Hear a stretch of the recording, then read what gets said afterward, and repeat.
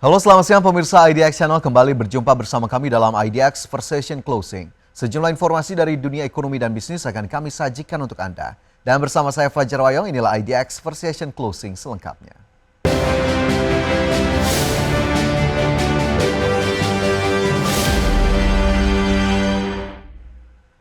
Kita ke informasi pertama, pemirsa, pemerintah meyakini rasio perpajakan masih berpotensi untuk terus ditingkatkan. Rasio perpajakan Indonesia ke depan diperkirakan dapat mencapai 13%. Pemerintah meyakini rasio perpajakan masih berpotensi untuk terus ditingkatkan, bahkan rasio perpajakan Indonesia diperkirakan dapat mencapai 13% atau lebih tinggi dari posisi rasio perpajakan tahun 2024 yang baru mencapai 10,2%. Menurut staf ahli Menteri Keuangan Bidang Kepatuhan Pajak Yon Arsal, saat ini tax ratio Indonesia dicatatkan sebesar 10,2%. Namun jika menyertakan PNBP SDA sekitar 2% dan pajak daerah 1,5%, rasio perpajakan Indonesia sudah mencapai 13,7%. Meski demikian, rasio perpajakan sebesar 13% belum termasuk dalam standar rasio pajak yang ideal. Lantaran dalam acuan Lembaga Dana Moneter Internasional, untuk mencapai rasio pajak yang berkelanjutan, minimal rasio pajak harus mencapai 15%. Kalau kajiannya IMF bilang ada tipping point sekitar 15% yaitu sebagai sebuah sustainable level of tax ratio gitu ya. Jadi kita masih punya gap. Tapi jangan bandingin 10% dengan 15%. Tapi bandinginnya adalah 12-13% karena itu yang seharusnya terjadi. Kemudian dilihat dari sustainable, apakah dia sustainable, ya kita masih ada ruang dan itu harus kita kerjakan. Yon Arsal menilai rasio perpajakan Indonesia sebesar 13% tidak kalah dari negara lain, sebab rata-rata rasio perpajakan negara berkembang masih di bawah 15%. Jakarta, Tim Liputan IDX Channel.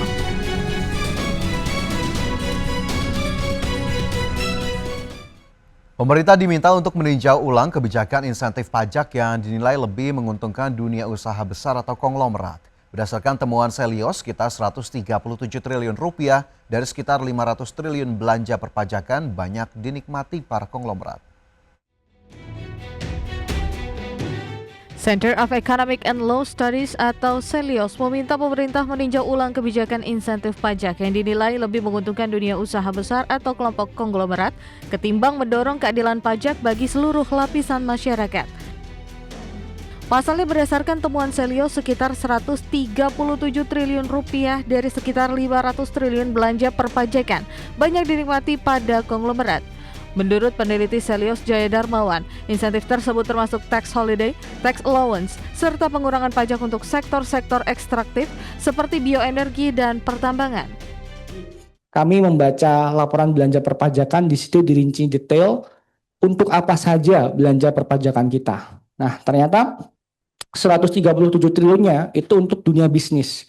Salah satunya untuk tax holiday, tax allowance, atau pengurangan pajak untuk sektor ekstraktif seperti geotermal. Nah, ini perlu ditinjau ulang. Selios menilai insentif yang justru dimanfaatkan para konglomerat dan dikombinasikan dengan 10 usulan pajak baru senilai 388,2 triliun rupiah yang menyasar para orang super kaya bisa menjadi alternatif penerimaan baru negara. Jakarta, Tim Liputan IDX Channel.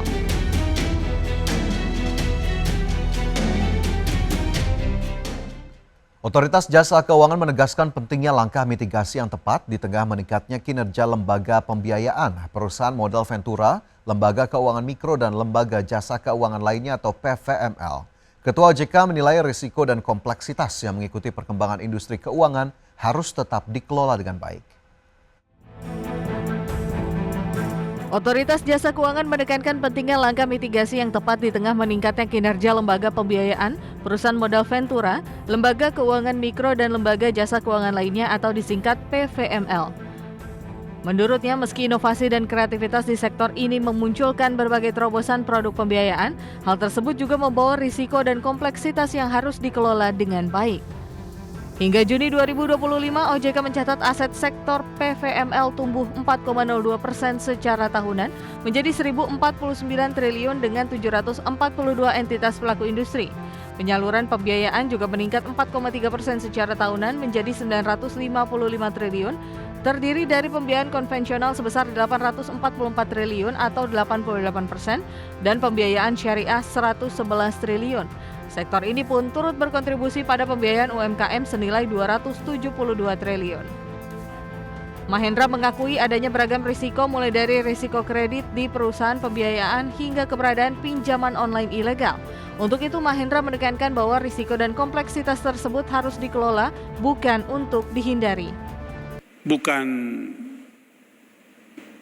pandangan dan posisi yang benar untuk kita justru anti terhadap kompleksitas dan risiko yang dihadapi, tapi justru tantangan bagi kita untuk dapat memahaminya, untuk dapat menguasainya, untuk dapat menghitungnya dan memitigasinya, dan menjadikan sistem yang ada menjadi kuat, menjadi teruji dan berkelanjutan.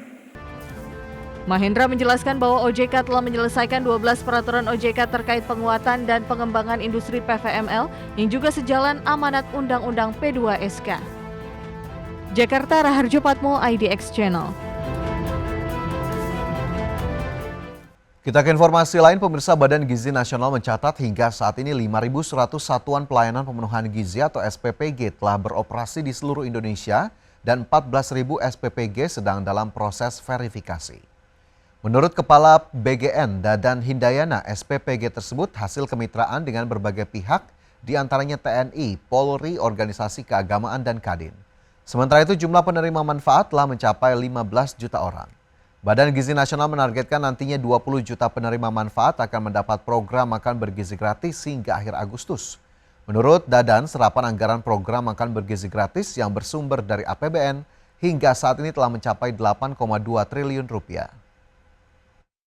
Penerima manfaat sekarang ini sudah dilayani oleh 5.103 satuan pelayanan pemenuhan gizi. Di seluruh Indonesia mencakup 38 provinsi, 502 kabupaten, dan 4.770 kecamatan. Dan penerima manfaatnya sudah di atas 15 juta dan insya Allah akan mendekati angka 20 juta. Ratusan siswa SD dan SMP di Kecamatan Gemolong, Sragen, Jawa Tengah diduga mengalami keracunan makanan usai mengkonsumsi menu makan bergizi gratis. Para siswa mengaku mengalami mual, sakit perut, pusing, muntah, dan diare. Pemerintah daerah Sragen melakukan peninjauan Satuan Pelayanan Pemenuhan Gizi Mitra Mandiri Gemolong dan menghentikan sementara distribusi MBG selama 2 hari. Hal ini dilakukan setelah sedikitnya 251 siswa yang terdiri dari siswa SD dan SMP di Kecamatan Gemolong, Sragen, Jawa Tengah diduga keracunan menu MBG. Petugas juga memeriksa menu MBG antara lain nasi kuning, telur dadar suwir, orek tempe kering, timun, selada, dan susu kotak untuk mengetahui penyebab para siswa keracunan.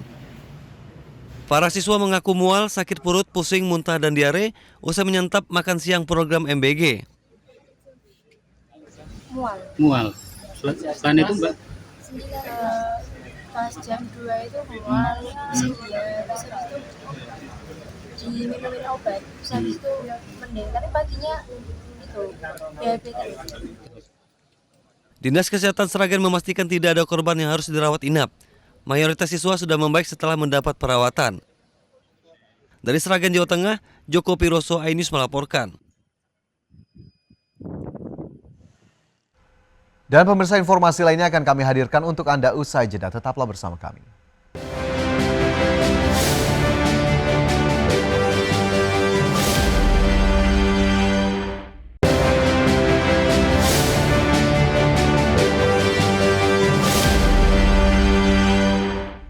Kembali bersama kami dalam IDX First Session Closing. Pemirsa, PT Wahana Interfood Nusantara Tbk tetap optimis menghadapi tahun 2025 dengan fokus memperkuat pasar domestik yang menjadi tulang punggung penjualan mereka.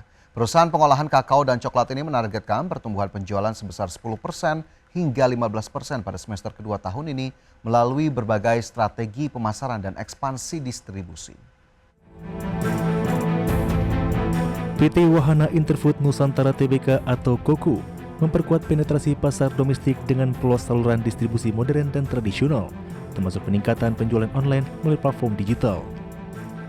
Selain itu, perusahaan mengembangkan varian produk baru dengan rasa inovatif seperti green tea, mangga, strawberry, dan juga produk selai hazelnut guna menarik lebih banyak konsumen serta memperluas segmen pasar. Untuk segmen UMKM dan Horeca Hotel, Restoran, Cafe, Koko gencar melakukan demo aplikasi produk serta mengoptimalkan pemasaran melalui media sosial. Langkah ini diharapkan dapat mendorong penggunaan produk coklat dan kakao dalam berbagai kreasi kuliner sehingga meningkatkan permintaan dan loyalitas pelanggan di segmen yang terus berkembang ini. Dengan strategi pemasaran yang agresif dan inovasi produk yang berkelanjutan, Koko yakin dapat mencapai target pertumbuhan penjualan di kisaran 10% hingga 15% pada semester 2 2025. Perusahaan terus berkomitmen menjaga kualitas produk serta memperkuat jaringan distribusi untuk menghadapi tantangan pasar global dan domestik. PT Wahana Interfood Nusantara menunjukkan komitmen kuat untuk memperkuat posisi di pasar domestik melalui diversifikasi produk dan pengembangan jaringan distribusi yang luas. Dengan berbagai langkah strategis tersebut, Koko berharap dapat terus tumbuh dan berkontribusi positif bagi industri coklat nasional. Berbagai sumber untuk IDX. PT Garuda Metalindo Tbk, emiten komponen otomotif, tengah menargetkan pertumbuhan ekspor sebesar 30% pada tahun 2025. Strategi ekspansi pasar dilakukan dengan fokus memperkuat penetrasi di kawasan Eropa dan India yang dianggap sebagai pasar dengan potensi besar untuk industri otomotif. Pada paruh pertama tahun ini, nilai ekspor Bolt tercatat tumbuh hingga 35,8% year on year, mencapai 58 miliar rupiah. Peningkatan ini terutama didorong oleh permintaan yang kuat dari pasar Jerman dengan pertumbuhan 23,1% dan pasar India yang naik sebesar 30,7% secara year on year. Produk utama berupa komponen dan pengikat berkualitas tinggi menjadi andalan perusahaan dalam penetrasi pasar ekspor. Bolt terus mengembangkan jaringan pasar ekspor dan menjaga kualitas produk agar sesuai dengan standar internasional. Fokus pada peningkatan kapasitas produksi dan inovasi teknologi diharapkan dapat mendukung perusahaan dalam memenuhi permintaan yang meningkat sekaligus membuka peluang di pasar lain yang potensial. Dengan strategi agresif memperluas jangkauan pasar ekspor, PT Garuda Metalindo tetap optimis mampu mendorong pertumbuhan berkelanjutan di tahun 2025. Langkah ini diharapkan memperkuat posisi Bolt sebagai pemain utama komponen otomotif di pasar global. Berbagai sumber untuk IDX. PT Dharma Henwa Tbk, produsen jasa kontraktor pertambangan batubara dan mineral, menunjukkan prospek yang menjanjikan di tengah dinamika industri pertambangan. Perusahaan terus menegaskan posisi dan strategi ekspansi yang progresif, didukung oleh berbagai sentimen positif dari pasar dan pelaku industri. Dharma Henwa fokus memperkuat layanan kontraktor pertambangan dengan mengoptimalkan kapasitas produksi dan memperluas jangkauan proyek di wilayah Indonesia yang kaya sumber daya mineral. Strategi ini tidak hanya meningkatkan volume bisnis, tetapi juga diharapkan memberikan kontribusi signifikan terhadap pertumbuhan pendapatan di masa mendatang. Sentimen positif dari investor dan analis pasar modal menyelimuti kinerja Dewa, didorong oleh optimisme terhadap prospek bisnis perusahaan dan rencana ekspansi yang matang. Hal ini turut mendorong aktivitas perdagangan saham Dewa di Bursa Efek Indonesia, memberikan peluang bagi investor yang mencari saham dengan fundamental kuat di sektor pertambangan. Meski proyeksi kinerja keuangan Dewa secara umum masih prospektif, perusahaan dihadapkan dengan tantangan seperti fluktuasi harga komoditas dan tekanan biaya operasional. Namun manajemen optimis dapat mengelola resiko tersebut melalui efisiensi dan inovasi operasional, serta menjaga hubungan erat dengan mitra strategis. PT Dharma Henwa Tbk terus memperlihatkan ketangguhan dan peluang untuk tumbuh berkelanjutan, didukung sentimen positif dan strategi korporasi yang solid. Pemantauan kinerja dan langkah strategis perusahaan akan menjadi kunci dalam memanfaatkan momentum di industri pertambangan tahun ini. Berbagai sumber, IDX Channel.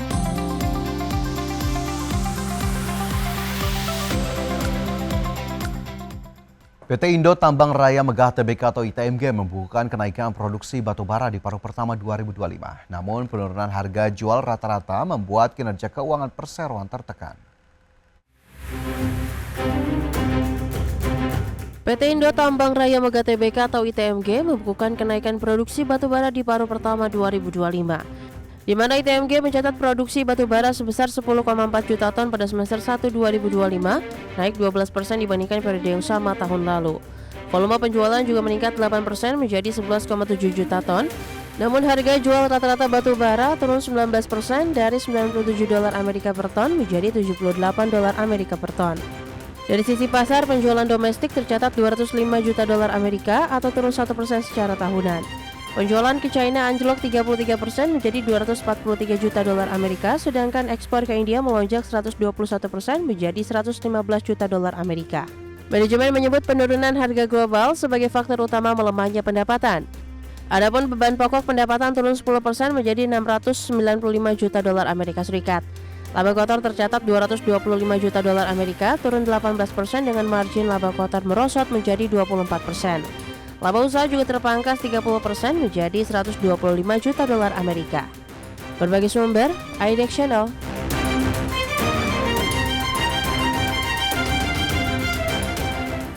Ya, selanjutnya pemirsa kita bergeser ke indeks harga saham gabungan di mana pada penutupan perdagangan di sesi pertama Rabu, indeks harga saham gabungan jika kita cermati masih mengalami kenaikan, bahkan melampaui lebih dari 1%, 1,28% ke level 7.891. Indeks harga saham gabungan bergerak konsisten menguat sejak pembukaan perdagangan di 7.846.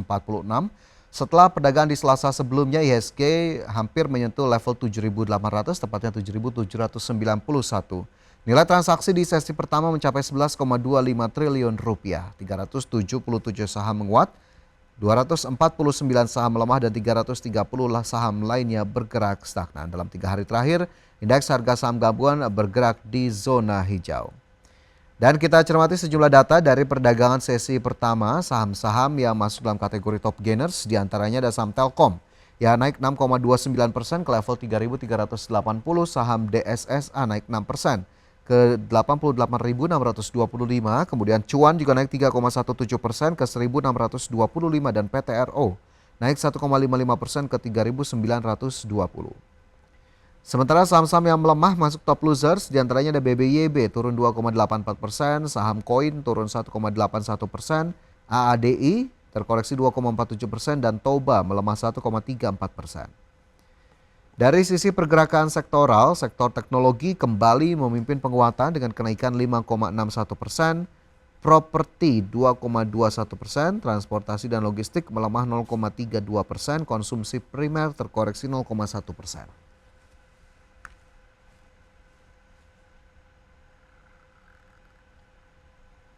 Dan pemirsa pastikan Anda masih bersama kami, IDX First Session Closing segera kembali.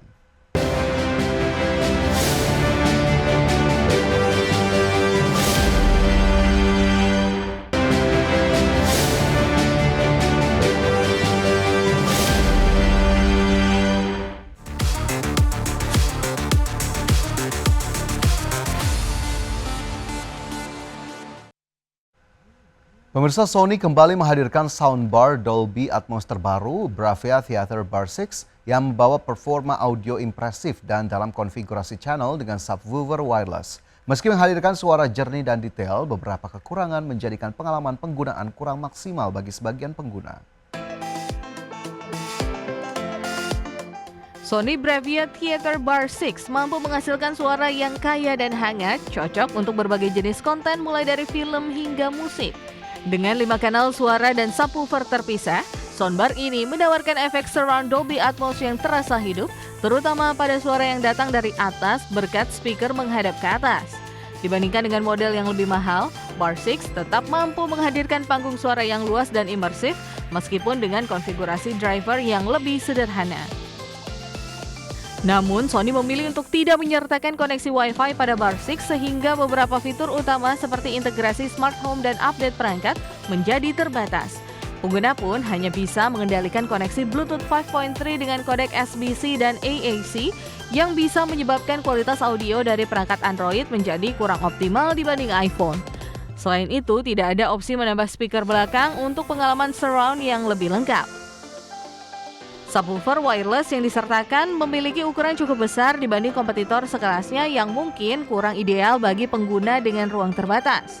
Meski demikian, bass yang dihasilkan cukup kuat dan memadai untuk memberikan kedalaman audio tanpa membuat suara menjadi lebih berat atau mendominasi. Soundbar juga mampu beradaptasi cukup baik dengan tata letak ruangan, terutama jika TV ditempatkan agak tinggi berkat efek Dolby Atmos yang terasa natural. Berbagai sumber IDX Channel.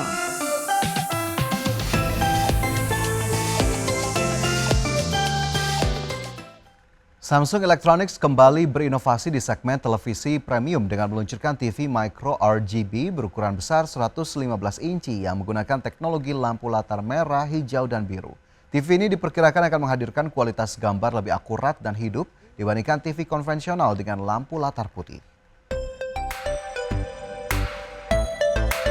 Samsung menegaskan TV Micro RGB menggunakan kontrol independen pada masing-masing warna primer yakni merah, hijau, dan biru sehingga mampu menghasilkan warna yang sangat presisi dan gambar lebih jernih. Teknologi ini menjadikan TV Micro RGB sebagai perangkat layar paling akurat dalam mengendalikan cahaya dan warna yang merupakan elemen utama dalam kualitas tampilan.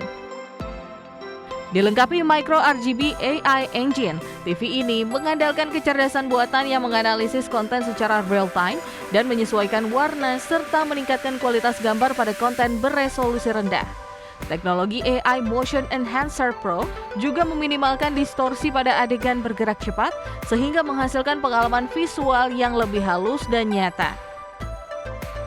Samsung juga membekali TV ini dengan fitur glare free yang sudah tersertifikasi oleh Underwriters Laboratories asal Amerika Serikat sehingga mengurangi pantulan cahaya pada layar dan membuat tampilan tetap jelas di lingkungan yang terang.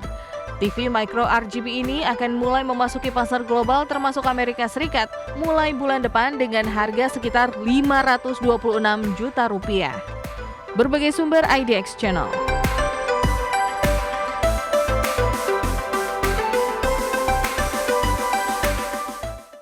Nexon Games bersama developer Lore Vault memperkenalkan Wuchi the Wayfarer, sebuah game action adventure berkualitas AAA yang mengambil latar era Joseon di Korea.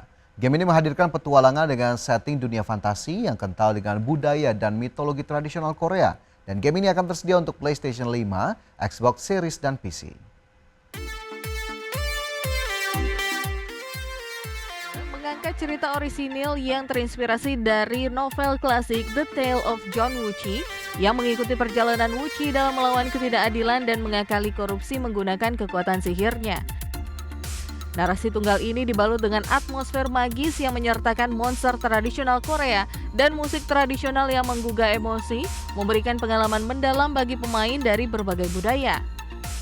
Dikembangkan menggunakan Unreal Engine 5, Wuchi the Wayfarer menampilkan grafis memukau yang merekonstruksi dunia era Joseon dengan detail tinggi mulai dari lanskap hingga bangunan dan budaya yang asli.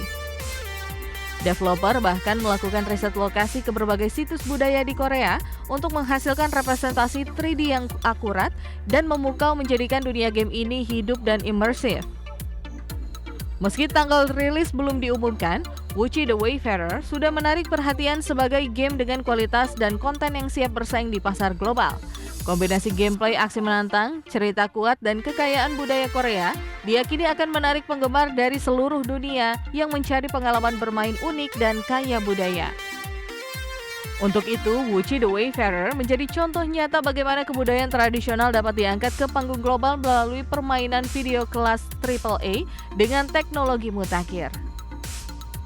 Berbagai sumber IDX Channel. Dan pemirsa, sudah 30 menit kami menemani Anda dalam IDX Precision Closing. Perbaharui terus informasi Anda hanya di IDX Channel, your trustworthy and comprehensive investment reference. Dan jangan lupa saksikan program IDX Second Session Closing yang tayang pada pukul 15.30 waktu Indonesia Barat. Karena urusan masa depan harus terdepan, aku investor saham. Saya Fajar Royong pamit undur diri. Sampai jumpa.